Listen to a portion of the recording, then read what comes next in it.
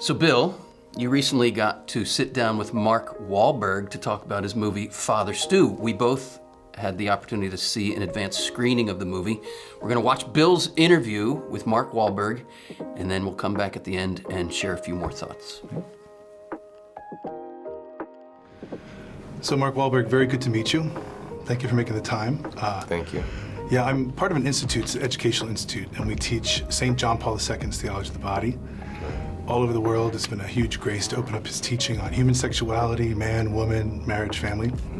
And he was an actor, he was an artist, you know, a playwright. I'm sure you probably might know that from his backstory, but thank you out of the gate for great art.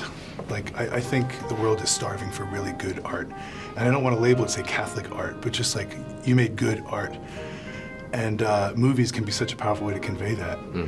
So John Paul II, he talks about art conveying invisible mysteries through visible stuff. What would you say for Father Stu?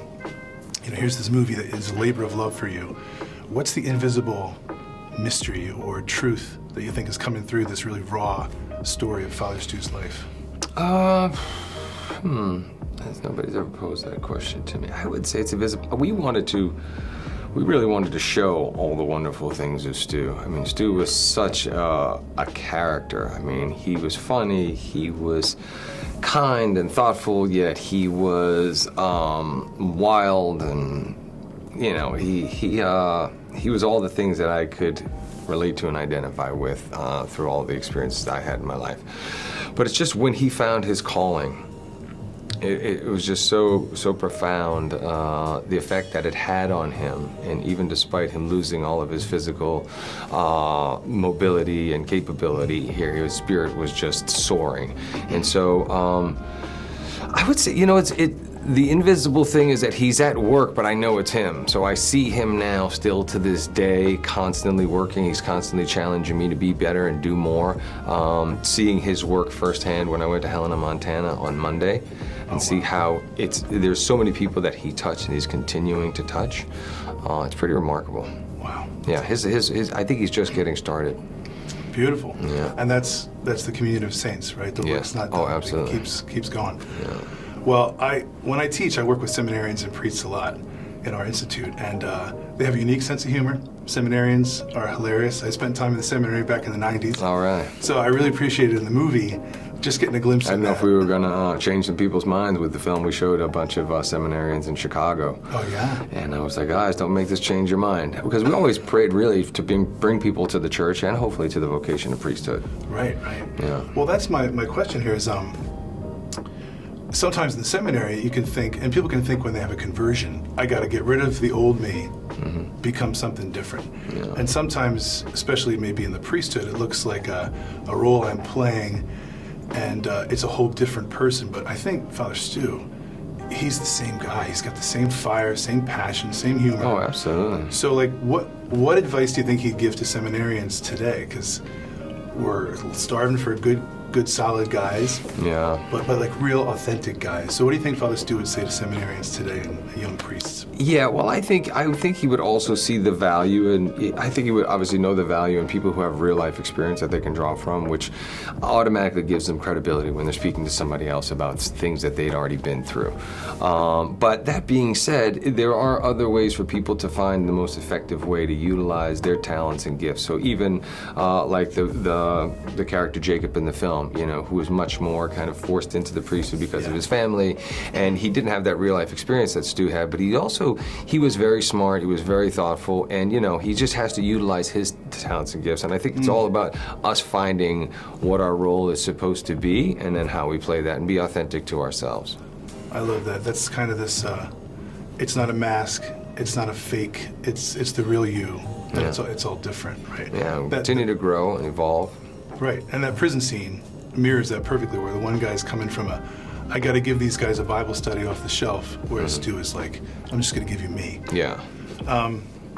That's great. So let me translate this from spiritual fatherhood that Father Stu is all about to natural fatherhood, because I think the two are really connected. And you know, we're starving for authentic fathers across the boards today. Like, there's a huge crisis in masculinity, I believe. Yeah.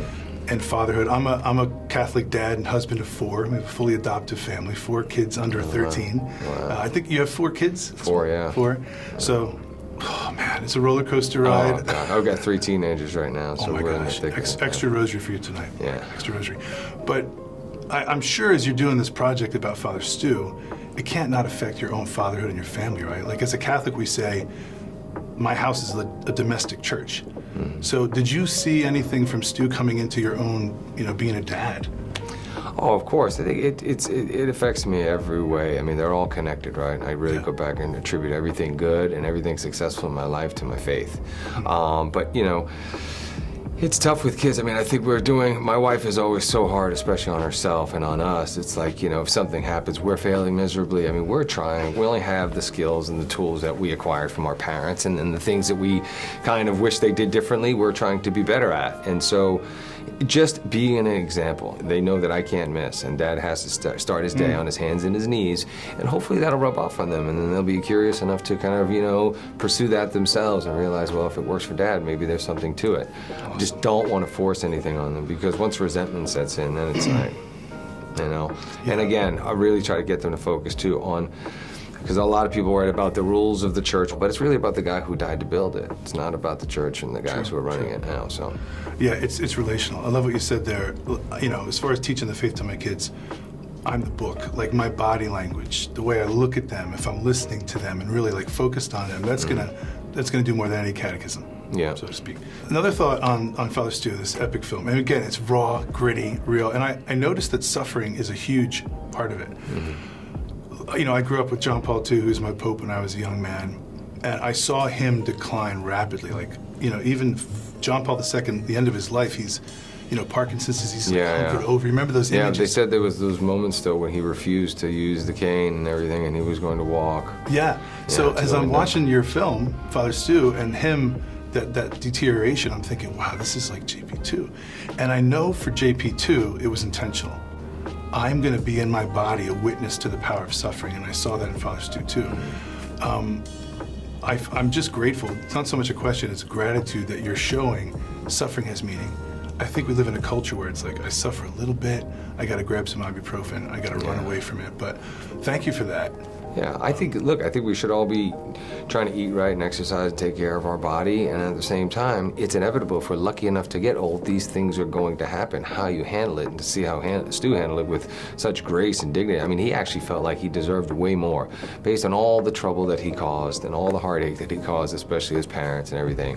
He felt like he deserved a lot more, and that it was a gift for him to be that much closer to Christ, and he was going to embrace that. I loved when he made that definitive choice to say, you know what?